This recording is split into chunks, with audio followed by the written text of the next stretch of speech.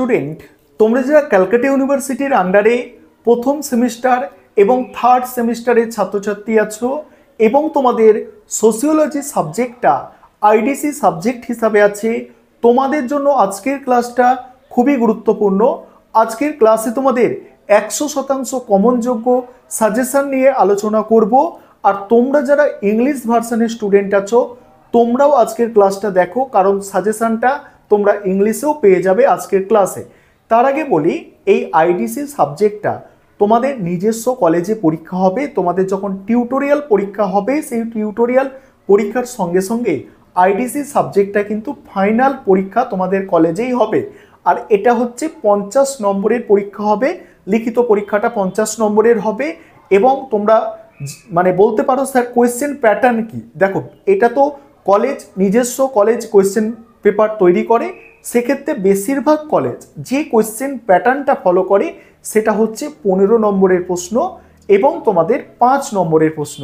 আর আমি সাজেশনটা এই 15 নম্বর এবং 5 নম্বরের প্রশ্ন নিয়ে আলোচনা করব।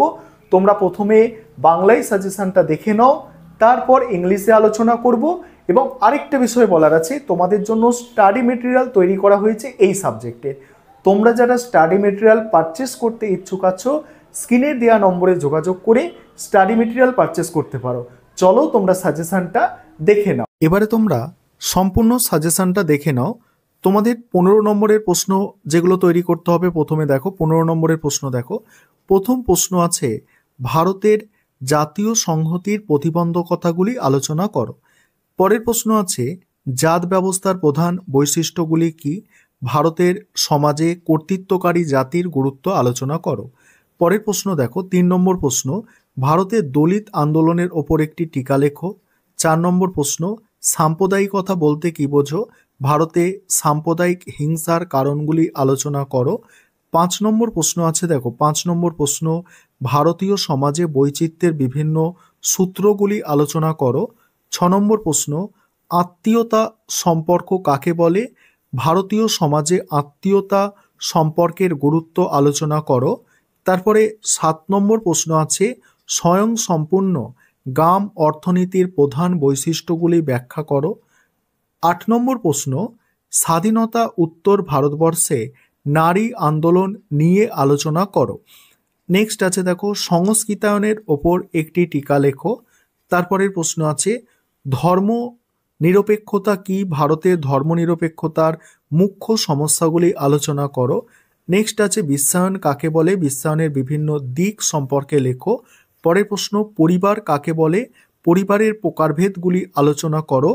আর 13 নম্বর প্রশ্ন, পরিবারের কার্যাবলী আলোচনা করো। এগুলো ছিল তোমাদের 15 নম্বর। এবার 5 নম্বরের যে প্রশ্নগুলো তোমাদের তৈরি করতে হবে দেখো। 5 নম্বরের প্রশ্ন হিসাবে তৈরি করতে হবে, প্রথম প্রশ্ন, স্বয়ংসম্পূর্ণ গ্রাম সমাজ বলতে কি বোঝো? দ্বিতীয় প্রশ্ন, ভারতবর্ষে উপজাতিগুলির 4টি মূল সমস্যা ব্যাখ্যা করো। 3 নম্বর প্রশ্ন, ভারতে গ্রামীণ সমাজে শ্রেণী কাঠামো সম্পর্কে টিকা লেখো। তারপরের প্রশ্ন দেখো, সংস্কৃতায়ন ও বাম্ভায়নের মধ্যে পার্থক্য কি? নেক্সট, যৌথ পরিবার ও অনুপরিবারের মধ্যে পার্থক্য নির্দেশ করো। নেক্সট, ভারতীয় আত্মীয় ব্যবস্থার ওপর একটি টিকা লেখো। নেক্সট আছে দেখো, সাম্প্রতিককালে ভারতবর্ষে নারী আন্দোলনের মূল বিষয়গুলি আলোচনা করো। 8 নম্বর প্রশ্ন আছে, জাতি ও শ্রেণীর পার্থক্যের ওপর টিকা। 9 নম্বর প্রশ্ন, ভারতীয় উপজাতি সমাজে বিভিন্ন অঞ্চলগত অবস্থানগুলি কি কি? 10 হচ্ছে, ভারতে গ্রাম সম্প্রদায়ের বৈশিষ্ট্যগুলি কি কি? 11, ভারতবর্ষে দলিত আন্দোলনের ওপর টিকা। 12 নম্বর হচ্ছে, ভারতীয় সমাজে ধর্মনিরপেক্ষতার গুরুত্ব কি? 13 হচ্ছে, জাত ব্যবস্থার প্রধান বৈশিষ্ট্যগুলি কি কি? 14, পরিবারের প্রকারভেদ আলোচনা করো। 15, ভারতীয় সমাজে কর্তৃত্ববাদী জাতির গুরুত্ব। 16, যজমানি ব্যবস্থা কি? 17, বিশ্বায়নের বৈশিষ্ট্যগুলি আলোচনা করো। আর 18 অর্থাৎ শেষ প্রশ্ন হচ্ছে, আত্মীয়তা কাকে বলে? আত্মীয়তার বৈশিষ্ট্য। এবার ইংলিশ ভার্সানের সাজেশনটা দেখো।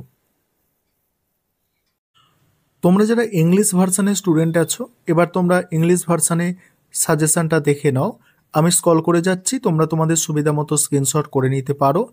আর ইংলিশ ভার্সানেও আমাদের স্টাডি মেটেরিয়াল অ্যাভেলেবেল আছে, তোমরা চাইলে স্টাডি মেটেরিয়াল পারচেস করতে পারো।